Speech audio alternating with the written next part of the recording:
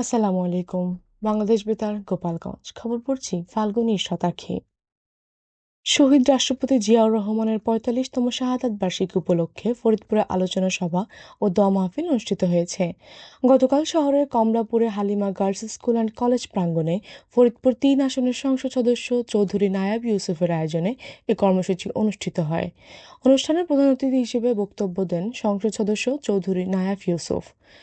এ সময় বিএনপি ও এর অঙ্গ সহযোগী সংগঠনের নেতাকর্মী এবং সাধারণ মানুষ উপস্থিত ছিলেন। মাদারীপুরে শিবচরে প্রবাসী ও স্থানীয়দের অর্থায়নে নির্মিত একটি কাঠের সেতু পরিদর্শন করেছেন মাদারীপুর ১ আসনের সংসদ সদস্য পীরজাদা সাইদ উদ্দিন আহমদ হানজালা। গতকাল নীলক্ষী ইউনিয়নের সর্দার মাহমুদের চর এলাকায় সেতুটি পরিদর্শনকালে তিনি স্থানীয়দের সঙ্গে মতবিনিময় করেন। এলাকাবাসী জানান, প্রতিদিন প্রায় ১০,০০০ মানুষ ঝুঁকিপূর্ণ এই সেতু দিয়ে চলাচল করেন। তারা সেখানে একটি পাকা সেতু নির্মাণের দাবি জানান। এ সময় সংসদ সদস্য স্থানীয়দের সমস্যা সমাধানের প্রয়োজনীয় উদ্যোগ নেওয়ার আশ্বাস দেন। নড়াইল সদর উপজেলার climate smart agriculture and water management প্রকল্পের আওতায় মৎস্য চাষিদের মাঝে বিভিন্ন উপকরণ বিতরণ করা হয়েছে। গতকাল বিকেলে উপজেলা পরিষদ মিলনায়তনে আয়োজিত অনুষ্ঠানে প্রধান অতিথি ছিলেন নড়াইল ২ আসনের সংসদ সদস্য আতাউর রহমান বাচ্চু। এ সময় ১৩টি প্রদর্শনী পুকুর ও ৫টি বিল, নার্সারির সুবিধাভোগী মৎস্যচাষীদের মাঝে উপকরণ বিতরণ করা হয়। বক্তারা বলেন, জলবায়ু পরিবর্তনের প্রভাব মোকাবেলায় আধুনিক ও টেকসই মৎস্যচাষ সম্প্রসারণে এ প্রকল্প গুরুত্বপূর্ণ ভূমিকা রাখবে। নড়াইলে শিশু, কিশোর, কিশোরী ও নারী উন্নয়নের সচেতনতামূলক প্রচার কার্যক্রমের অংশ হিসেবে কালিয়া উপজেলার কাঞ্চনপুর গ্রামে একটি উঠান বৈঠক অনুষ্ঠিত হয়েছে। গতকাল বিকেলে আয়োজিত এ বৈঠকে বাল্যবিবাহ, বয়ঃসন্ধিকালীন স্বাস্থ্য ও সামাজিক মূল্যবোধ বিষয়ে সচেতনতামূলক আলোচনা করা হয়। জেলা তথ্য কর্মকর্তা মোহাম্মদ রোস্তম আলী জানান, এ ধরনের কার্যক্রম সামাজিক সচেতনতা বৃদ্ধিতে গুরুত্বপূর্ণ ভূমিকা রাখছে। এতে ৩ শতাধিক শিশু, কিশোর কিশোরী ও নারী অংশ নেন। এদিকে মাদারীপুরের রাজৈরে শিশু, কিশোর কিশোরী ও নারী উন্নয়ন সচেতনতা বৃদ্ধির লক্ষ্যে কমিউনিটি সভা ও উঠান বৈঠক অনুষ্ঠিত হয়েছে।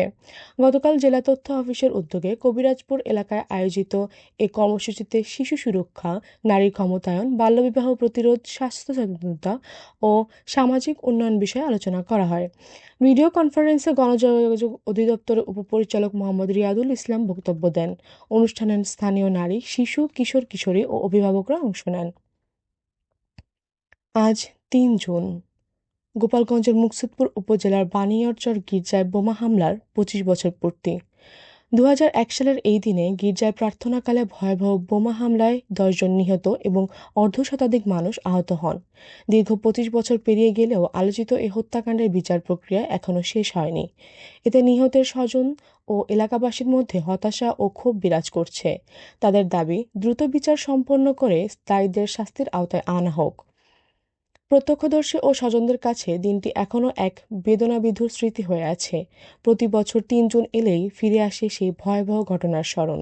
দিবসটি উপলক্ষে বানিয়ারচর গির্জায় বিশেষ প্রার্থনা, শোকসভা ও নিহতদের স্মরণে বিভিন্ন কর্মসূচির আয়োজন করা হয়েছে। পাশাপাশি দ্রুত বিচার সম্পন্নের দাবিও জানানো হবে। ফরিদপুর মেডিকেল কলেজ হাসপাতালে হামের উপসর্গ নিয়ে চিকিৎসাধীন অবস্থায় আরও ২ শিশুর মৃত্যু হয়েছে। গতকাল জেলা স্বাস্থ্য বিভাগ এ তথ্য জানিয়েছে।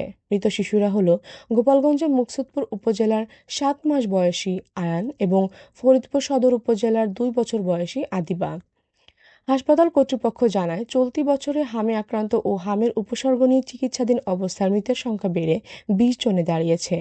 বর্তমানে হাসপাতালে ১৯০ জন রোগী চিকিৎসাধীন রয়েছে। নতুন ৫৪ জন ভর্তি হয়েছে এবং এ পর্যন্ত সুস্থ হয়ে বাড়ি ফিরেছে ১,৯১২ জন। এদিকে স্বাস্থ্য বিভাগ শিশুদের নিয়মিত টিকাদান কর্মসূচির আওতায় আনার জন্য অভিভাবকদের প্রতি আহ্বান জানিয়েছেন। সবশেষে আবহাওয়া।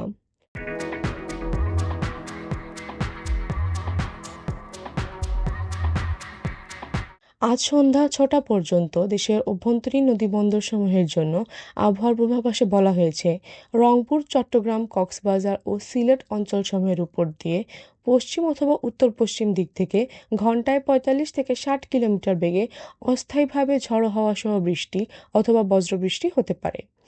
এসব এলাকার নদীবন্দরসমূহকে ১ নম্বর সতর্ক সংকেত দেখাতে বলা হয়েছে। খবর শেষ হলো। আমাদের পরবর্তী খবর প্রচারিত হবে আগামীকাল সকাল ৮টা ৩০ মিনিটে বাংলায়।